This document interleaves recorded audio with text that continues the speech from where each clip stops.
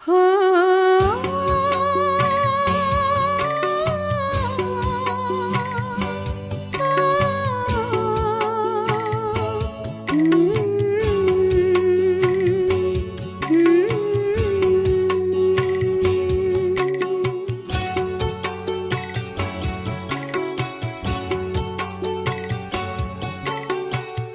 चले वतन की ओर डाल के प्रेम की डोर। हम चले वतन की ओर डाल के प्रेम की डोर। बाबा खींच रहा है आज सहज ही अपनी। ஓம் சாந்தி 7/12/1983 அவ்யக்த பாப்தாதாவின் மகாவாக்கியம். தலைப்பு: சிரேஷ்ட பதவியின் பிராப்திக்கான ஆதாரம் முரளி. இன்று முரளிதரன் தந்தை தன்னுடைய முரளி மேல் அன்பு வைத்திருக்கும் குழந்தைகளுக்கு முரளிதரன் தந்தை மேல் எந்த அளவு அன்பு இருக்கிறது, மேலும் முரளி மேல் எவ்வளவு அன்பு இருக்கிறது என்பதை பார்த்து கொண்டிருந்தார். முரளிக்கு பின்னால் எந்த அளவு போதை ஏறியவர்களாக ஆகிவிடுகிறார்கள். தன்னுடைய உடலின் உணர்வுகளையும் மறந்து உடலற்றவராக ஆகி உடலற்ற தந்தையிடமிருந்து கேட்கிறார்கள். கொஞ்சம் கூட தேகதாரிகளின் நினைவின் உணருதல் இருப்பதில்லை. இந்த விதி மூலம் மகிழ்ச்சி அடைந்தவராகி எப்படி குஷியில் நடனமாடுகிறார்கள். தன்னை பாக்கியத்தை உருவாக்கும் தந்தையின் எதிரில் பல கோடி மடங்கு பாக்கியவான் என்று புரிந்து ஆன்மீக போதையில் இருக்கிறார்கள். எப்படி இந்த ஆன்மீக போதை முரளிதரனின் முரளியின் போதை ஏறிவிடுகிறதோ, பிறகு தன்னை இந்த பூமியில் இருந்து மேலும் இந்த உடலில் இருந்து மேலே பறந்து கொண்டிருப்பதாக அனுபவம் செய்கிறார்கள்.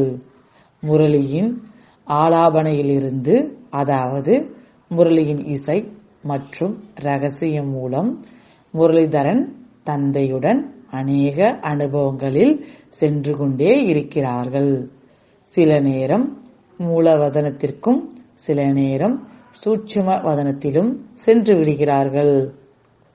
சில நேரம் தன்னுடைய ராஜ்யத்தில் சென்று விடுகிறார்கள்.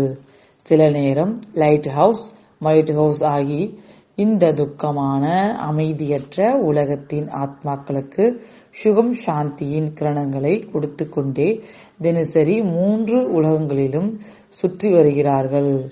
யாருடன் சுற்றி வருகிறார்கள்? முரளிதரன் தந்தையுடன். முரளி கேட்டு கேட்டு அத்தீந்திரிய சுகம் என்ற ஊஞ்சலில் ஆடுகிறார்கள். முரளிதரனின் முரளியின் இசையை கேட்டு அழியாத ஆசீர்வாதத்தை மருந்து கிடைத்தவுடனேயே உடல் மனம் ஆரோக்கியமானதாக ஆகிவிடுகிறது. மகிழ்ச்சியில் மூழ்கி போய் கவலையற்ற மகாராஜா ஆகிவிடுகிறார்கள். துக்கமற்ற உலகத்தின் ராஜா ஆகிவிடுகிறார்கள். சுயராஜ்ய அதிகாரி ஆகிவிடுகிறார்கள். அந்த மாதிரி விதிபூர்வமான முரளி மேல் அன்பு வைத்திருக்கும் குழந்தைகளை பார்த்து கொண்டிருந்தோம். ஒரே முரளி மூலமாக சிலர் ராஜாவாக சிலர் பிரஜையாக ஆகிவிடுகிறார்கள். ஏனென்றால் விதி மூலமாக சித்தி ஏற்படுகிறது. யார் எந்த அளவு விதிபூர்வமாக கேட்கிறாரோ அந்த அளவே சித்தி சுரூபம் ஆகிறார். ஒருவர் விதி பூர்வமாக கேட்பவர், அதாவது தனக்குள் நிரப்புவர். இரண்டாமவர் நியமப்படி கேட்பவர், கொஞ்சம் நிரப்புபவர், கொஞ்சம் வர்ணனை செய்பவர். மூன்றாமவரின் விஷயத்தையோ கேட்காதீர்கள். யதார்த்தமாக விதிபூர்வமாக கேட்பவர்கள் மற்றும் நிரப்புவர்கள் சொரூபமாகி விடுகிறார்கள். அவர்களுடைய ஒவ்வொரு காரியமும் முரளியின் சொரூபமாக இருக்கும். உங்களை நீங்களே நான் எந்த வரிசை எண்ணில் இருக்கிறேன் என்று கேளுங்கள். முதலிலா அல்லது இரண்டாவதிலா?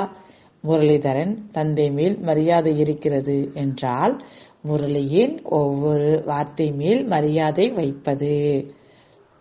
ஒவ்வொரு மகாவாக்கியமும் 2500 ஆண்டுகளின் வருமானத்திற்கான ஆதாரம். பல கோடி மடங்கின் வருமானத்திற்கான ஆதாரம். அந்த கணக்குப்படி ஒரு வரதானம் தவறிவிட்டது என்றால் பல கோடி மடங்கின் வருமானம் தவறிவிட்டது. ஒரு வரதானம் பொக்கிஷங்களின் சுரங்கம் ஆகிவிடுகிறது.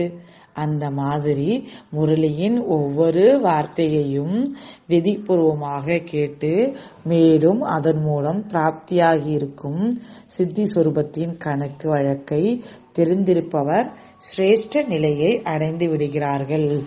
எப்படி கர்மங்களின் விளைவு மிக ஆழமானதோ அதேபோல் விதிபூர்வமாக முரளி கேட்பது மற்றும் நிரப்புவதின் பலன்களும் மிக சிரேஷ்டமானது. முரளிதான் பிராமண வாழ்க்கைக்கான மூச்சு. மூச்சு இல்லை என்றால் வாழ்க்கை இல்லை. நீங்கள் அந்த மாதிரி அனுபவி ஆத்மாக்கள் தான் இல்லையா? எனவே இன்று இந்த மகத்துவம் நிறைந்தது. விதிபூர்வமாக முரளி கேட்டேனா என்று தன்னைத்தானே தினசரி சோதனை செய்யுங்கள். அமிர்த வேளையின் இந்த விதி மூலம் முழு நாளும் ஒவ்வொரு காரியத்திலும் சித்தி சுரூபமாக, இயல்பாக மற்றும் சகஜமாக ஆக்குகிறது. புரிந்ததா? புதியவர்கள் வந்திருக்கிறார்கள் இல்லையா? எனவே கடைசியில் வந்தும் வேகமாக செல்வதற்கான வழியை கூறிக்கொண்டிருக்கிறோம். இதன் மூலம் வேகமாக முன்னேறி சென்று விடுவீர்கள். நேரத்தின் தூரத்தை இந்த விதி மூலம் அதிவேகத்தில் சென்றடைய முடியும். குழந்தைகளிடமிருந்து எந்த ஒரு முறையீடுகளும் நிறைவேறாமல் தங்கி போய் விடக்கூடாது என்பதற்காக பாப்தாதா வழியை கூறுகிறார். ஏன் காலம் தாழ்த்தி நான் வந்திருக்கிறேன்? அல்லது ஏன் காலதாமதமாக என்னை அழைத்தீர்கள்? ஆனால் முன்னேறி செல்ல முடியும். முன்னேறி செல்லுங்கள். சிரேஷ்ட விதி மூலம் சிரேஷ்ட வரிசை எண்ணை பெறுங்கள். பிறகு முறையீடுகளோ இருக்காதுதான் இல்லையா? மிகவும் துல்லியமான வழியை கூறுகிறோம். அனைத்தும் தயாராக இருக்கும் நேரத்தில் வந்திருக்கிறீர்கள். தயாராகி இருக்கும் வெண்ணெயை அருந்தும் நேரத்தில் வந்திருக்கிறீர்கள். ஒரு உழைப்பிலிருந்தோ முதலிலேயே விடுபட்டு விட்டீர்கள். இப்பொழுது அருந்துங்கள் மற்றும் ஜீரணம் மட்டும் செய்யுங்கள். சுலபம்தான் இல்லையா? நல்லது.